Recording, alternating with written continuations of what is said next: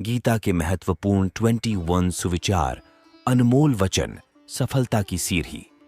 गीता के उपदेश को अपने जीवन में शामिल करते हैं तो आप भी अपने लक्ष्य को पाने में सक्षम होंगे, क्योंकि गीता ही सभी प्रश्नों समाधान भी है और गीता में ही संपूर्ण ज्ञान निहित किया गया है। गीता के ये उपदेश हमें सही जीवन जीने की दिशा को बतलाते हैं। आशा है आपका जीवन भी सफलता की ओर अग्रसर होगा। 1. मनुष्य को केवल अपने कर्म पर ही विश्वास करना चाहिए। कर्म श्रेष्ठ होगा तो फल भी वैसा प्राप्त होगा। 2. मनुष्य जिस भी देवता की पूजा विश्वास के साथ करने की इच्छा रखता है, मैं उसका विश्वास उसी देवता में दृढ़ कर देता हूं। 3. यह सृष्टि कर्म क्षेत्र है, बिना कर्म किए यहां कुछ भी हासिल नहीं हो सकता। 4. मनुष्य के दुख का कारण उसका प्रेम ही है। वह जितना अधिक मोह करेगा उतना ही अधिक कष्ट भी भोगेगा। 5. ईश्वर ही भूत, वर्तमान और भविष्य के सभी प्राणियों को जानता हूं, किंतु वास्तविकता में उस परमात्मा को कोई नहीं जानता। 6. अपने मन को नियंत्रित करना सीखो, नहीं तो यह आपके साथ शत्रुवत आचरण करेगा। 7.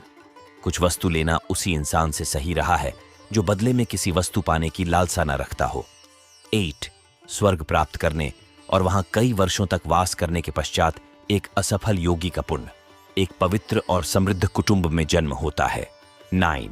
धरती पर मनुष्य का जन्म किसी विशेष उद्देश्य के लिए होता है और जो उस कर्म से वंचित रहता है उसे मोक्ष नहीं मिल पाता है।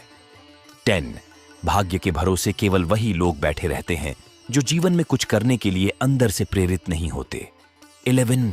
एक अनुशासित व्यक्ति ही अपना तथा समाज व देश का विकास कर सकता है।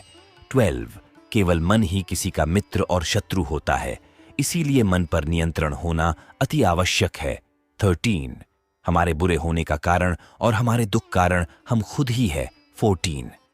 कोई भी दुख इस संसार में इतना बड़ा नहीं है जिसका कोई उपाय न हो, लेकिन मनुष्य प्रयत्न ही नहीं करना चाहता, वह जल्दी ही हार स्वीकार कर लेता है। 15. जो चीज हमारे दायरे से बाहर हो उसमें समय गंवाना मूर्खता ही होगी।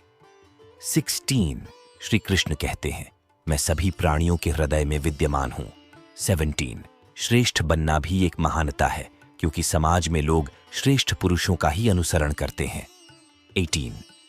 व्यक्ति के अंदर विश्वास और भावना उसके पर्यावरण के अनुसार ही विद्यमान होते हैं। 19. मुक्ति का मुख्य द्वार केवल भगवत भक्ति ही है, जिसे सभी को स्वीकार करना चाहिए। 20.